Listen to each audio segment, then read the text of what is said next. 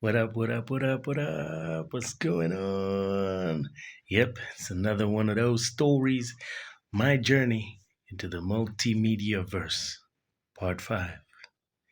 It's quite quiet in the household, so we've dispatched the kids for holidays. So, yeah, man, the house is nice and quiet. You know what I'm saying? Yo, it's your boy Bugsy Mandola the King. Let's get down to business. So 2013, that's how I touched base in Lusaka City.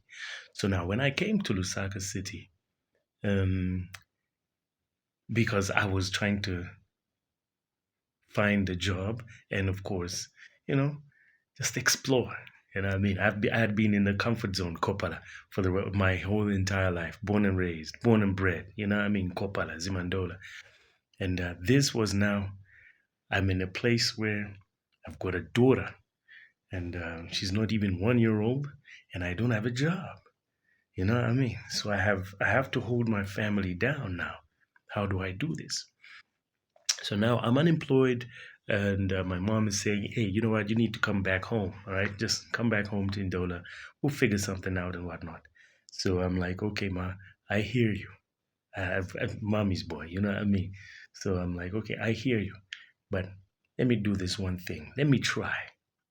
Let me try Lusaka. I've got a few perspectives, and I know something can give, something can happen.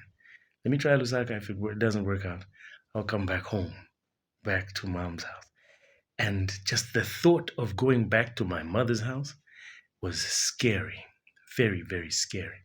So I was like, all right, cool, let's do this. So that's how I pack my bags, head to Lusaka, dispatch my little family back, you know what I mean, back and forth between the house and Luansha because they had, Madame, then my wife, had to look after the house and also just be around people. So she was trekking as well between houses in Kitwe and Luansha.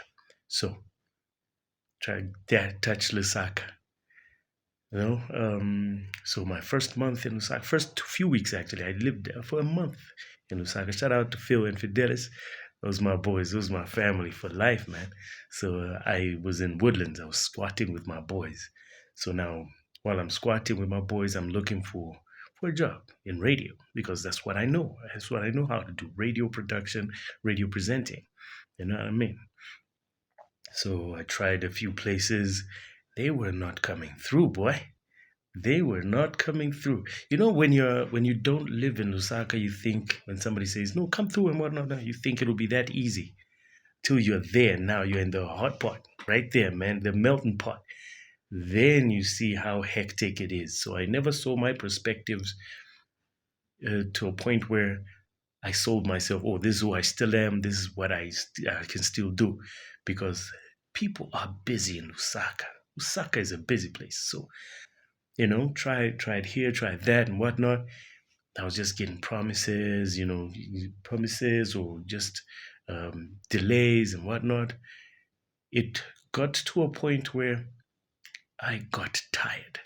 You remember, I lost my job. I have a family to take care of. I was depressed. I was confused. I was low. So now I'm getting drained. I'm almost giving up on Lusaka. I'm like, you know what? Mom was right. Maybe I need to go back home, get my ducks in a row, and try again within the copper belt. I'm sure something can give. But then I was not ready to go down without a fight. You know what I mean? I was like, you know what I mean? Something has to give. I can't come to Lusaka with all the people I know here and go back. So I tried here and there. I tried this and that and whatnot. It was not happening. It was either not happening or it was delaying. Either way, I was getting sick and tired of the stories and the unanswered phone calls and, you know what I mean, rescheduled meetings and whatnot. So I just got trained. I'm like, you know what? I'm gonna go back. So now the day I was the week I was about to go back, QFM advertisers. They were looking for presenters, on air presenters, blah, blah, blah, blah, blah. So it was a post on Facebook, on their Facebook page. So That's how I was like, okay, cool. Let me take my application there. So I did my application letter, my CV, and my papers, diplomas and whatnot, certificates. And I'm like, all right, let's do this. We try this. If it doesn't work, we go back home. Fair and square. At least I'd have tried, right? Let's go. So I go to QFM, I drop off my letters, blah, blah, blah, blah, blah. But before I go, when you drop off your letter, they would ask you to wait while they go through, blah, blah, blah, blah. So I was like, oh, okay, that's progressive. All right, cool. Let me sit around. I'm not rushing for anything. I'm not going anywhere. I don't have a job. So I'll just end up going back home and sit and just wallow in my depression and whatnot. So I stuck around at reception right there at QFM. The then station manager, Lungu Josh, goes upstairs, has conversations and blah, blah, blah, goes through my letter, my CV and whatnot. And he comes downstairs and, oh, are you ready to attend interviews today? I'm like, I'm ready to start work even today, right now. So I'm excited. I'm like, oh, okay, interviews. Let's do this, man. Um, so we go. And remember, I'd been unemployed for, I think, 2 months. So this was the first time ever since I finished college. This was the first time I had nothing to do, nothing going on for me. So, and nothing was going on. And I gave up on Lusaka. I'm like, I'm going back. So I really had nothing to lose at this point. So I go in for an interview, have conversation, and I was just going in with all the honest conversations, all the questions they asked, I answered them wholeheartedly, honestly. And I'm like, whatever gives, gives.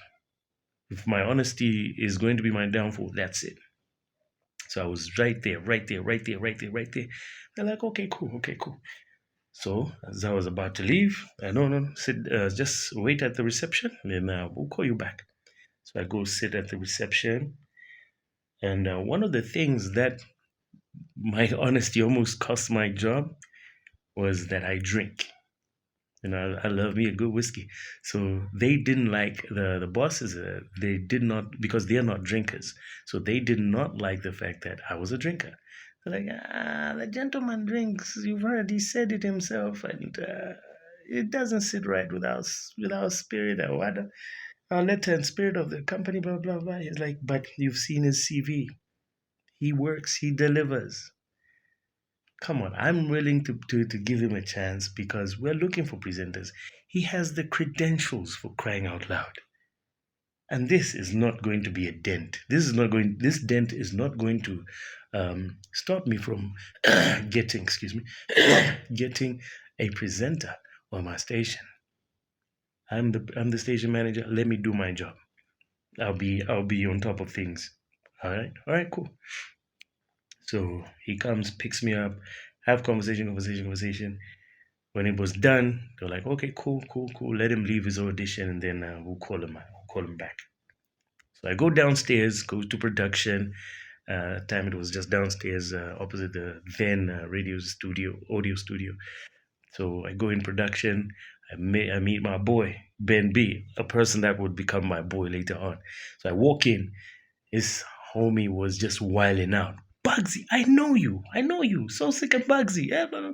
He was wiling out. I'm a big fan. I follow your work on radio, even when you're rapping, on TV, on my zone. I'm a fan. I'm a big fan. He was wiling out, and I saw a kind heart in that homeboy. So I'm like, you know what? Cool. I've been asked here to come here and audition, and he was like, you audition? Why? Like, I don't know. They don't know you, you mean? Anyway, it is what it is. Let me record you, but I will recommend. I have a few recordings, but I will recommend. Like, I'll really appreciate, brother. All right, cool. I went in, left my audition, for the first time in I don't know how long. Did an audition for something.